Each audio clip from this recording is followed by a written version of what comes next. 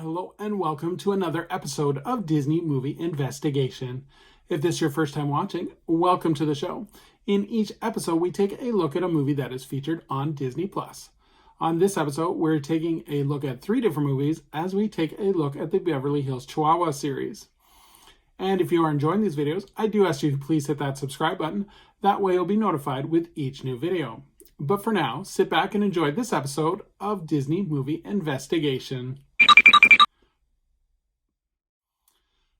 So, like I said, today we're covering a series of movies as we take a look at the Beverly Hills Chihuahua movies. So we will start off with the first Beverly Hills Chihuahua. So this movie was released on September 18th, 2008, and it was directed by Raja Gosnell. The screenplay was by Annalisa Labanco and Jeff Bushell, and the production companies were Walt Disney Pictures, Mandeville Films, and Smart Entertainment, and it was distributed by Walt Disney Studios. The budget for this movie was $20 million, and it did a box office return of $149.3 million. In terms of the production, the Chinset Studio used a specifically developed program for digital muzzle replacement for animating the many talking dogs, and Triplet Studio was used for the visual effects. The score was composed by Hector Pereira, who recorded the score at the Eastwood Scoring Studio at Warner Brothers with a full Hollywood symphony. In terms of the cast, we have Jamie Lee Curtis, who plays Vivian Ash, Piper Perabo, who plays Rachel Ash, Drew Barrymore does the voice of Chloe, George Lopez does the voice of Poppy, Andy Garcia does the voice of Delgado, Edward James Olmos does the voice of El Diablo, Cheech Martin does the voice of Manuel, Louis Geisman does the voice of Cuco, and Leslie Mann does the voice of Bimey. So in terms of the plot, Chloe, who is a diamond-clad, ultra-pampered Beverly Hills Chihuahua, finds herself being puppy-sit by her niece Rachel. Rachel is enjoying her aunt's wealthy home, but cannot resist a weekend trip to Mexico with her friends. With Chloe in tow, Rachel's parting quickly discusses Chloe, and she decides she will go home. She will find her way home herself.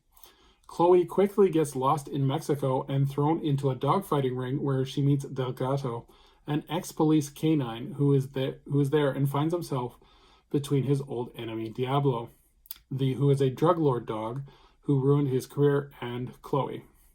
And saving her and himself, Diablo agrees to help her get home, and they begin their journey across Mexico for Beverly Hills. Meanwhile, Rachel enlists the help of her aunt's gardener and Poppy, the gardener's Chihuahua, who is crazy about Chloe, to help find and save her. At the same time, Diablo's master has learned of Chloe's identity and plans to dognap her for a king's ransom. Along the way, Chloe learns of her ancestry, her own strength, and also finds a little love. So there's not much to this movie. I will summarize kind of the recommendations once we do all 3 movies. So let's get into Beverly Hills Chihuahua 2. So the sequel was released on February 11th, 2011, and it was directed by Alex Zam, and the screenplay was done by Dana Feinglass and Danielle Schneider. The production companies for this one was Walt Disney Pictures and MPCA Productions, and it was distributed by Walt Disney Studios Home Entertainment. So this one was a direct-to-video sequel. The DVD sales were $29.6 million. In terms of new cast members, Phil Lewis plays Mr. Kibble, Marcus Coleman plays Sam Cortez, Erin Cahill plays Rachel Ash, replacing Piper Perabo, Susan Blakely replacing Jamie Lee Curtis as Vivian Ash, Odette Yetzman replaces Drew Barrymore as Chloe, Ernie Hudson joins the cast as Pedro, and Alyssa Milano replaces Leslie Mann as Bimey. So in terms of a little bit of trivia for this one, My Paradise was a song performed by Bridget Mendler to help promote the film. And the music video was actually recorded in Beverly Hills, California, and was aired on the Disney Channel to help promote the film. In terms of the plot, essentially Chloe and Pedro have a litter of puppies, and unfortunately Sam has his parents are being kicked out of their house, so they have to arrange money by joining a dog show to get the $10,000 in order to save the family home. Again, not a lot to this one, so we'll move right into the third one. Beverly Hills Chihuahua 3, Viva la Fiesta. This movie was released on September 18th, 2012, and it was directed by Lev L. Sapiro, and the screenplay was done by Dana Starfield. And this one was directly released by Walt Disney Pictures and again distributed as a direct DVD sequel for Walt Disney Home Entertainment. And the DVD sales plummeted this time with only 12.2 million. In terms of cast members joining the cast, we have Cedric Yarbo, who plays Hollis, Frances Fisher, who plays Armelia James, Brianna Lane joins the voice cast as Jenny, Jack Busey as Oscar, Lacey Charbert does the voice of Charlotte, Phil Lamar as Diego, and Tom Kenny as Sebastian. For the plot of this one, after the events of Beverly Hills Chihuahua 2, Peppy, Chloe, and the pups and their humans, Sam and Rachel, move into the luxurious Langham Huntington Hotel. But there is trouble in paradise when Poppy's daughter, Rosa, feels left out from the rest of the family. So he decides to throw her a quinceañera to help make her feel more special than she has ever dreamed. But when a strange occurrences involving the hotel employee and a doggy daycare teacher begin to get a little suspicious, Poppy sets out to set a mystery and put the bad guys behind bars. So I know there was a lot. So in terms of recommending these movies are as basic as can get, and the plots are super simple.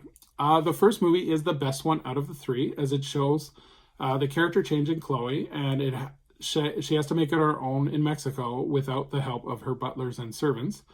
The sequels, unfortunately, they get worse one after the other. They are super generic, and they don't stand out as unique. The characters are scaled down to their basic stereotypes, and the humor just does not connect. The third one is the worst. Basically, with this one, why I have the big problem with the third one is it doesn't pay attention to the previous movies in this series. For example, Vivian isn't even in the third one, and the granddaughter, sorry, let me just check my notes. The granddaughter, Rachel, is all of a sudden a chef, which she has not been in the previous two movies.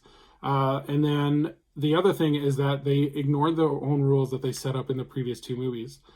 So an example of this is the first movies have the dogs acting like dogs, but they can talk to each other without humans noticing. And then where it violates the rules is now they throw out the whole acting like dogs right out the window and they start acting like humans.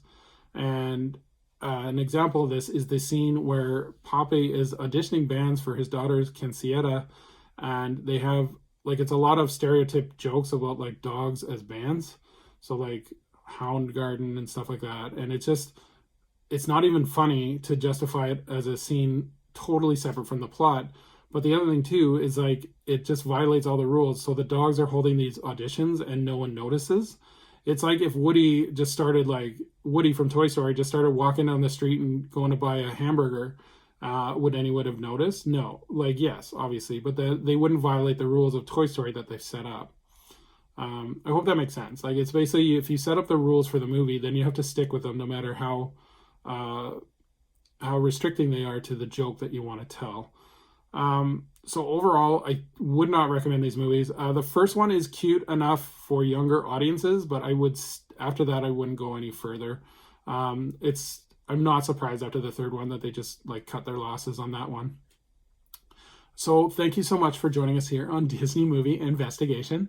I would love for anyone, if they've seen the three movies, to leave a comment below on what they think of Beverly Hills Chihuahua and its two sequels. As we look forward to our next episode, we are going to explore the world of Marvel, the early days of Marvel, as we take a look at Spider-Man starring Tobey Maguire. So until next time, I hope you have a magical day, and we will see you real soon.